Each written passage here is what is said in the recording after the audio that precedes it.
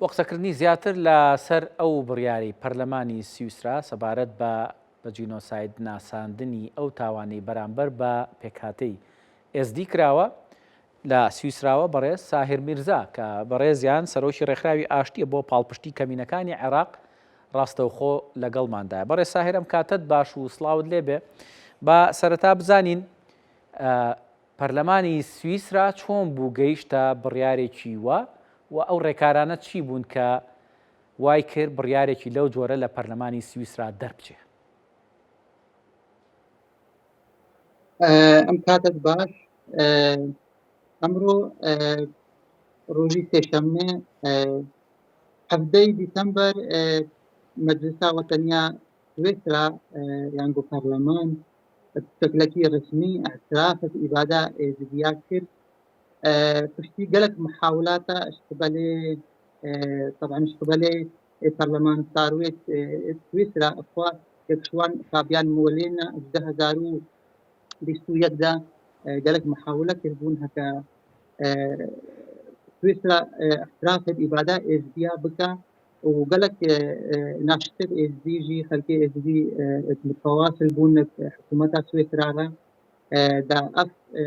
مسألة احترافه بجيبه يكي مارس 2022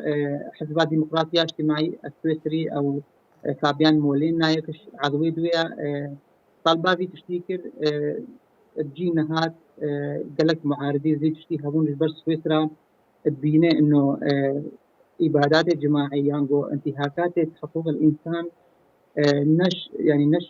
حقيقي برلماني ويا نشغلي ويا إنه اعترافي بك بس يروح وجهة تاريخي بو ايش زياره دولتك او سويسرا اعتراف كاك ساهر برلماني سويسرا لبرلماني سويسرا ام بابته چنێک دەنگی هێنا زۆری نە لەگەڵ یابوون چنێک لەگەڵ یابوون دەنگ 105 پەرلەمان گوت بەلێ 61 گوت نا 27 تسويت نەکرد امتناع عن الصوت كرن او شفتو يك برلماني هكا قوتي ناجي دا ديار كرن انه ام نمعارضه بتشتينا وام زانن شب سري ازديا هاتيا وام بيت حسين اب سري ازديا هاتي السيمها هاش 2014 بس وكم قوتي البين هاجي انه او فاد كان انه بيجين ابناء شغل برلماني سويسرا اعترافه بإباداته وانتهاكات حقوق الانسان بسراسري جهان. باش ئەم بڕیارەی پەرلەمانی سویسرا چ گرنگیەکی هەیە بۆ پێکهاتەی SD هەم لە هەرێمی کوردستان و لە عێراق و هەم لە سویسرا خۆی و هەم لە وڵاتانی ئەوروپاش چی بۆ پێکهاتەی SD ئەکا ئەم بە جینۆساید ناساندنە؟ بله طبعا إبادات الجماعية جينوسايد محتاج دلائل وتوثيقات دولتك أو سويسرا برين هاجي شارد دولة وهيئات الدولية اعتراف زي إبادة كريا سويسرا جي بتا أطعم زي اعتراف فكري طبعا مهم تحقيق العدالة شيء بزي جبر زي عدالة نجشتنا حقيقة هتانها جبر أمزانب ابتدى أو إبادة سري زي آنين نها جبر بينا وتفرن نهات يعني محكمة وان درنا كتينا شكيات خلقية لنا كرينا محيا محلي دولي جيبا تعويدك إزديا نهات يكرن حماية إزديا هتانوها نينا هتانوها منطقة إزديا يعني بسروبرين نهاتنا آغادان كرن أفهموا يعني أبيك فقردا ومهمة اعترافات الدولة. باش أما لسر آستي أوروبا بۆ ئێزدیەکان تا چەند گرنگە و ئێوە وەکو ئەو ڕێکخراوەی خۆتان کە کارەکەن بۆ پاڵپشتی ئاشتی و بۆ ئەوەی کە ئاشتی بەرقەرار بێ و کارێکتان بۆ مرۆڤایەتیە چونکە ئەمە بە جینۆساید ناساندنەکە کارێکە بۆ مرۆڤایەتی بۆوانەی کە تووشی جینۆساید بوون تەنها لە سویسرا ئێوە ئەتوان ئەم کارە بکەن و کە ئەوەی لێرە بەدەستان هێناوە یاخود لە سەرتاسەری ئەوروپاشە هەوڵەکانتان هەیە بۆی کە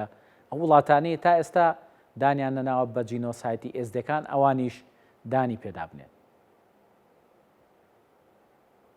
ئەم وەکو ڕێکخراو نەمەکنێ شغل کردە ژبەر gelek êzdiya وەکەم گوتێ 2021 دا مطالبة كرينا وحكومة رات متواصل بون هتا نتي انجزنا ذي النتيجة عريضة جهة قد ما عندهمش قبل مجتمعي ازديها هايدا حق 2023 بس قالك او عريضة انها يعني طبعا اعتراف النسر وعريضة هاتا او كذا تجبر وكم قلتي قالك تواصل خلقي ازدي رهبو هتا نتي هاتا او كذا ام وكو ريخرا ونما بتني او كذا ام جي جزء كشفي خلقي بون هكا ما حكومتي متواصل بون اجبر اعترافي ببادي بكن وطبعا مهمش قلق ناحية هذا في بعد وكم عفوا في اعتراف باش لا بەشێکی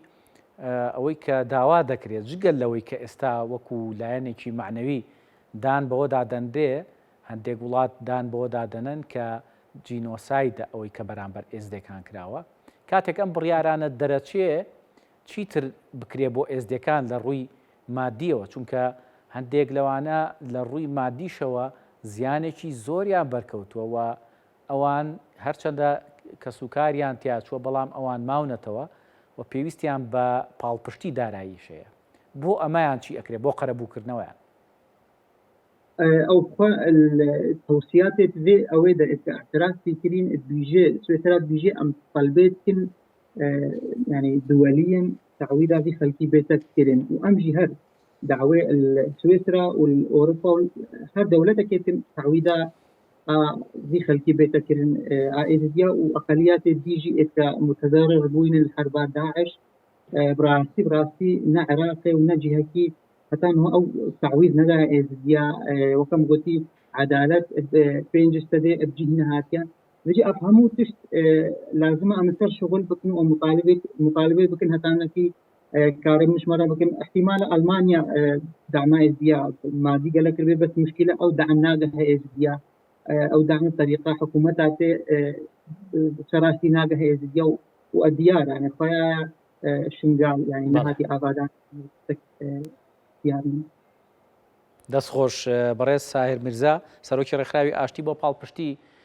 کەمینەکانی عێراق زۆر سپاس کە لە سویسرا و ڕاستەوخۆ لەگەڵمانەوەی